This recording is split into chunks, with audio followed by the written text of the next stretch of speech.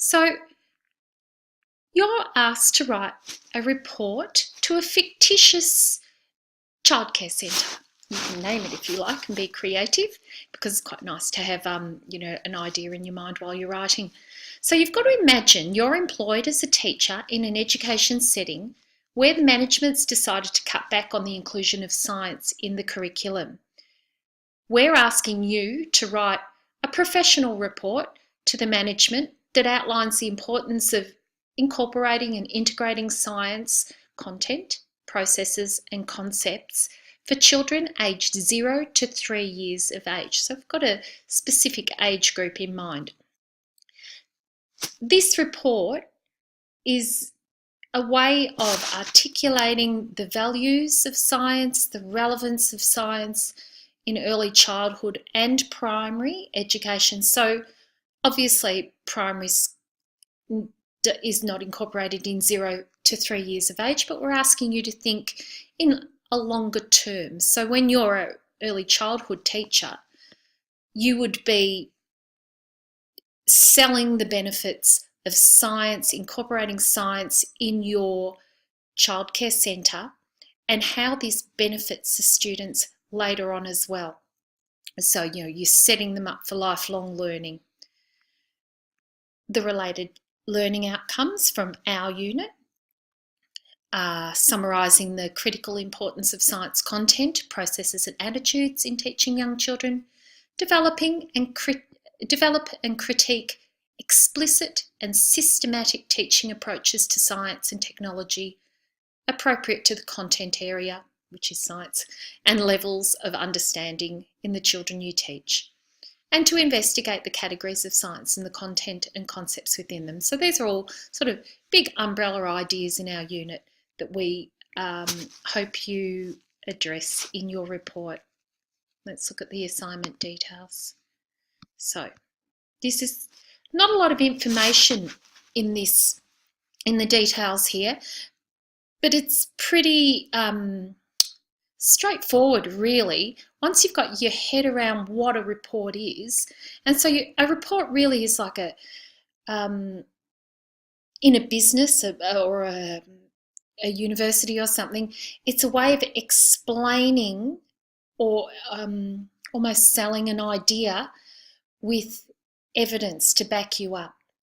So we want this to be really professional, and there's a particular way you have to set this out. You have to have these headings 1 to 5, an executive summary, which is really,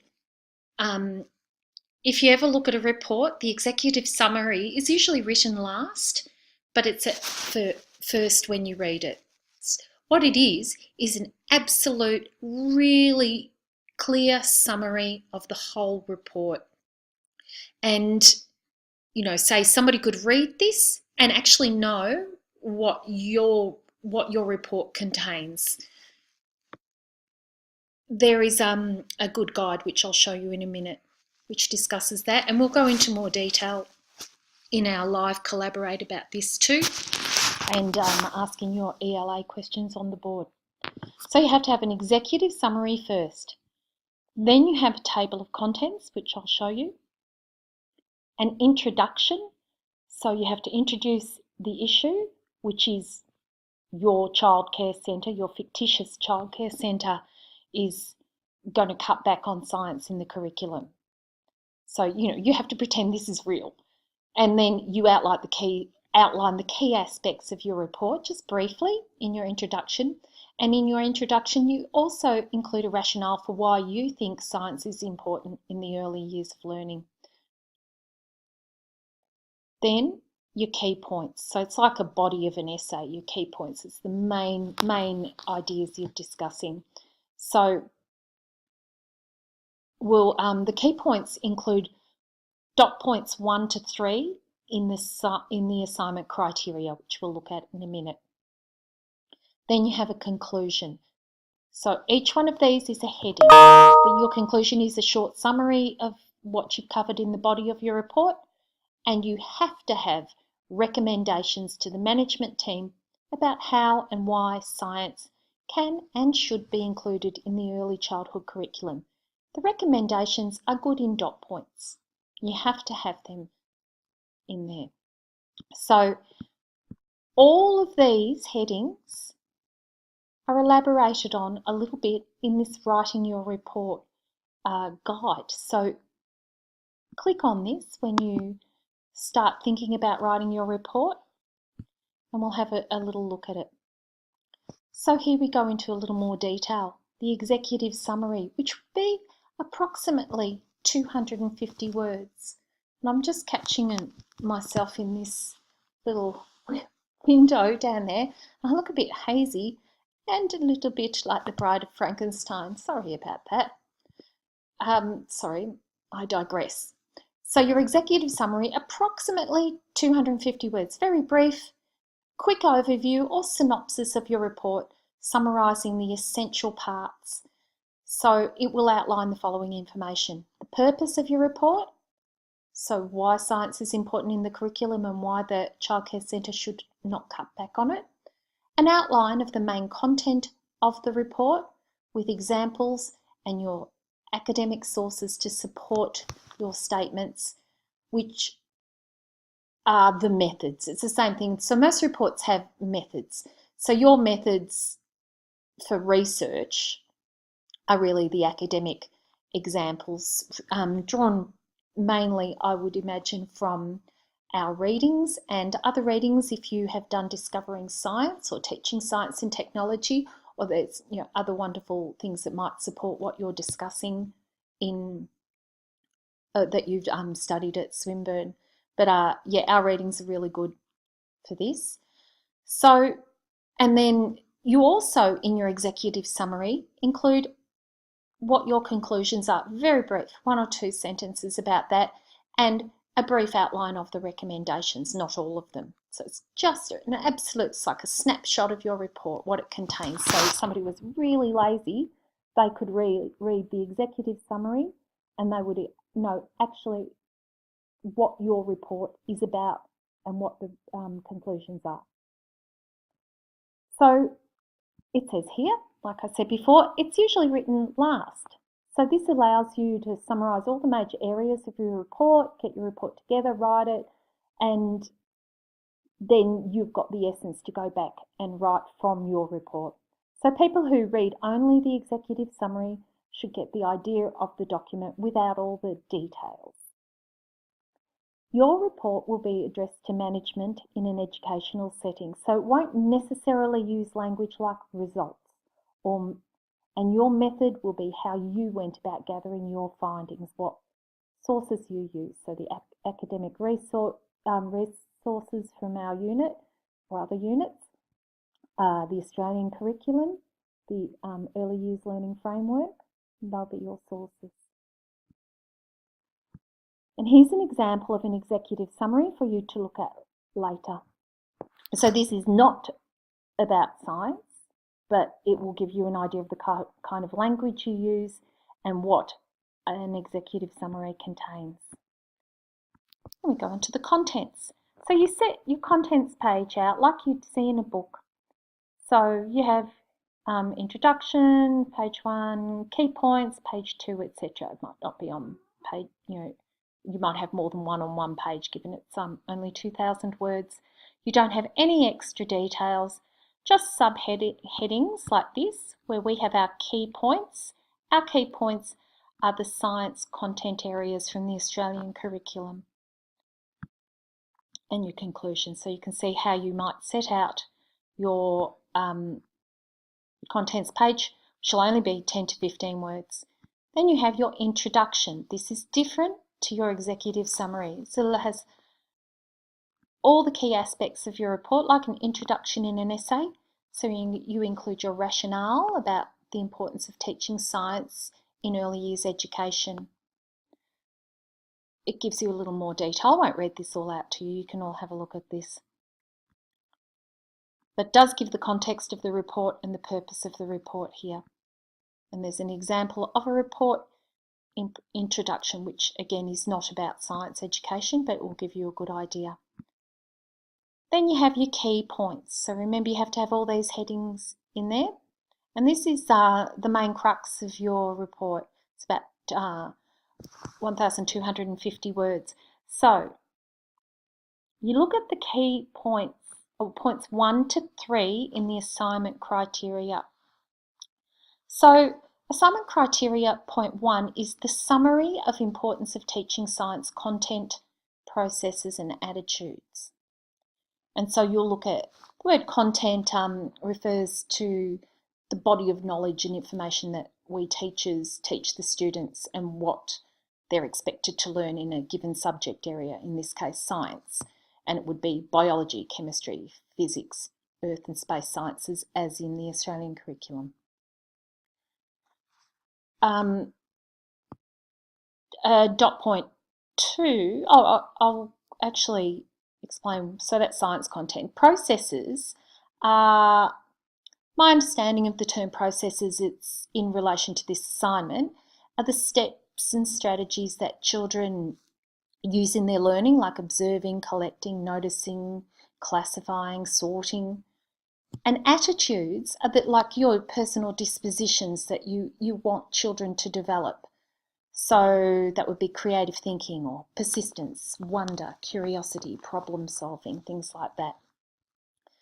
So criteria 1 would contain kind of all those things.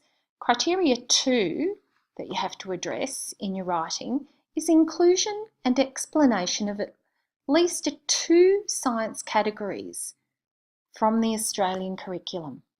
So biology, chemistry, physics, and earth and space sciences. Now, just take note that physical sciences are not covered until week 7 in our unit, so we don't expect you to read ahead, and you don't need to include that.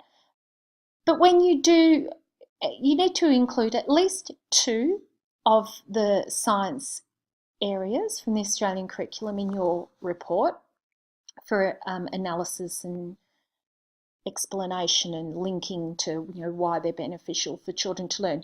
You might only use 2, but you would say this report looks at 2 of the 4 science categories from the Australian curriculum and uses them as examples to support the promotion of science inclusion in the early childhood setting. So when you think about, say, biological science, and the conceptual understanding for that would be something like,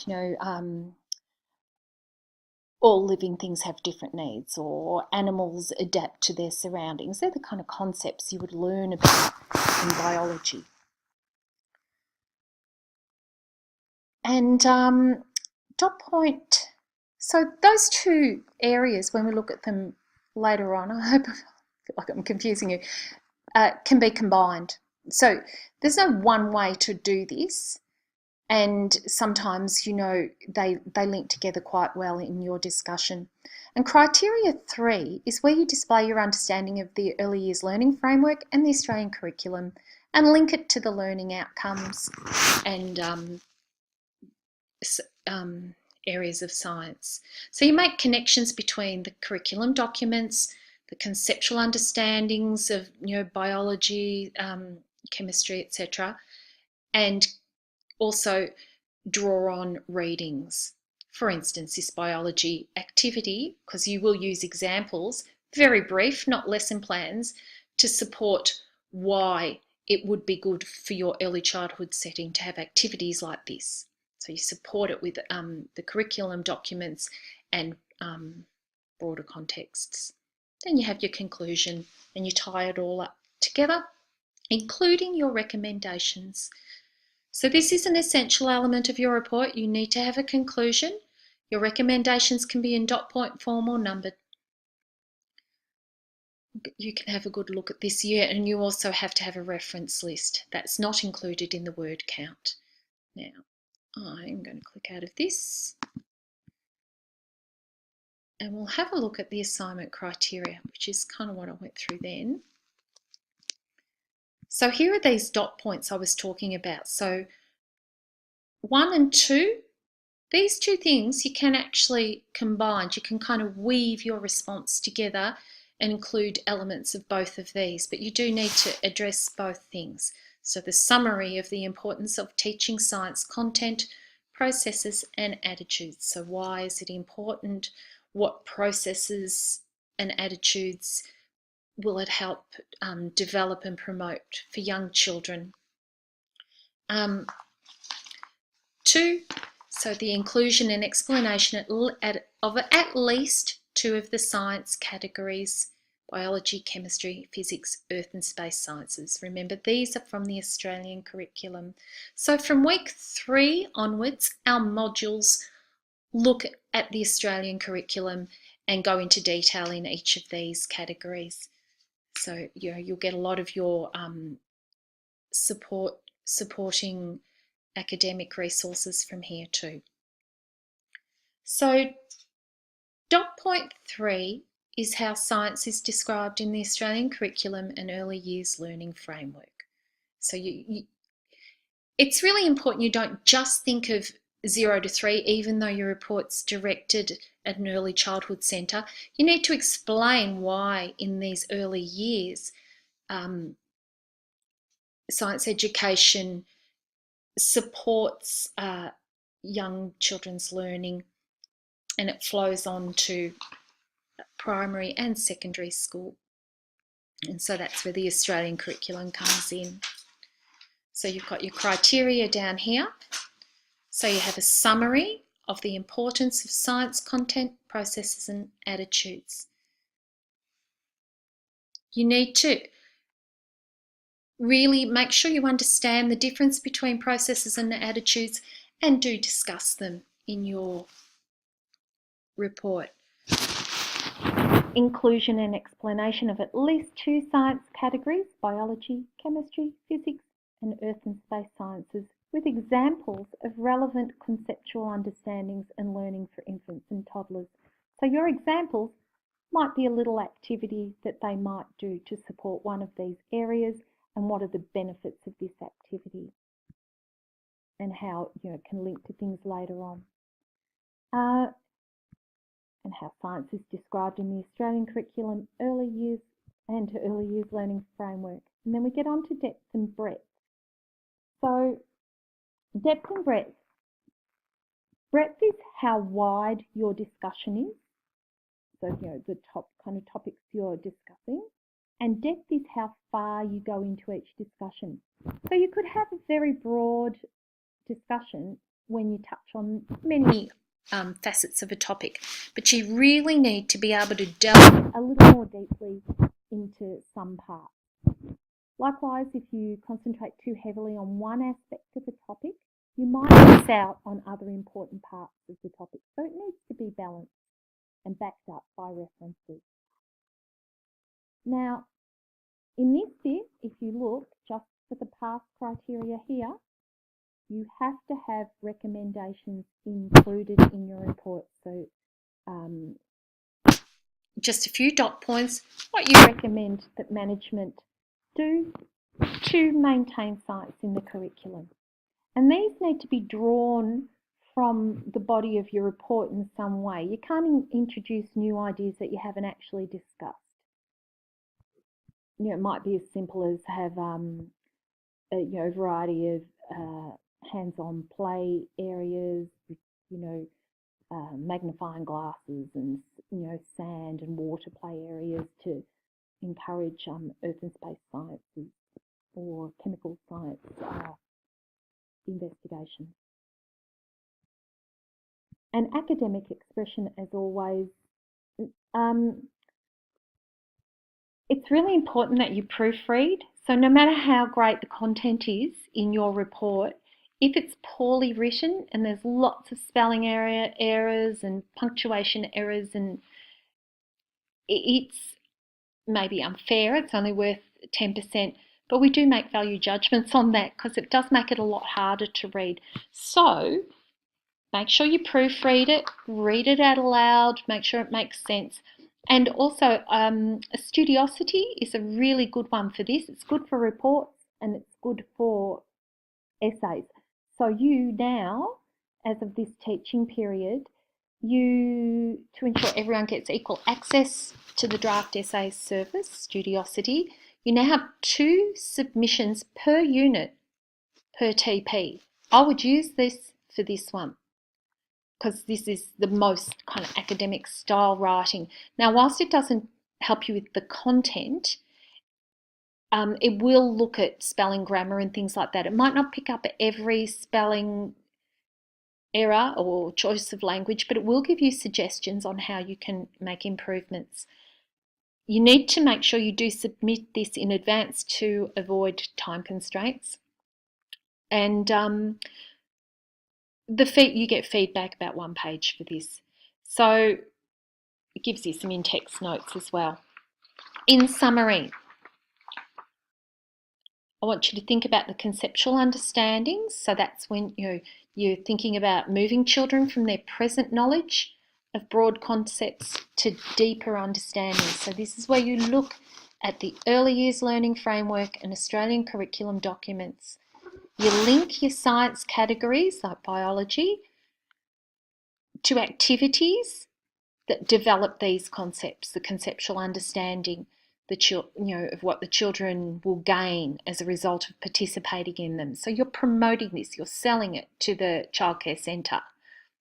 For instance, when children are investigating plants and growth, and you're looking at biology, they'll develop many skills such as observing and classifying, as well as discovering that living things have needs. So you've got your concepts and you've got some skills there. This will lead to a deeper appreciation of biology and pave the way for future learning. Make sure your discussion's linked to the EYLF or the Australian curriculum documents and is referenced correctly. Make sure you don't use too many direct quotes from these documents and paraphrase where possible, or even from your other academic references. And you can even make links to cross-curricular concepts like maths, English, art, like counting and observing patterns. There's so many benefits of science. It's great. So remember, your key points are looking at the different science areas, and they're referred to as science categories. Then link them to what concepts children would develop through inclusion of science in the curriculum at your early childhood centre that you're submitting your report to. So also look at the bigger picture and how these skills and processes involved through learning science. Remember, we're talking about science all the time. Go back to the purpose of the report, that paves the way for future learning and equips children with essential skills for everyday life. Okay, so hopefully you'll come armed to the live collaborate with some good questions about this. So it'll be fantastic if you could have a think about how you're going to set it out, because that's when you'll have your questions. And think about that before the live collaborate, and we'll try to answer as many questions as you can, and go through some of this again with some other ideas. We'll do a bit of brainstorming and think about why you really do believe it is important to have science in an early childhood setting, and imagine if they didn't do it. What would the kids be missing out on? Why do you think personally it's important? Then look at our modules and get your some other resources and support your ideas. All right. Thanks everyone, and good luck with the assignment. See you at the live collaborate.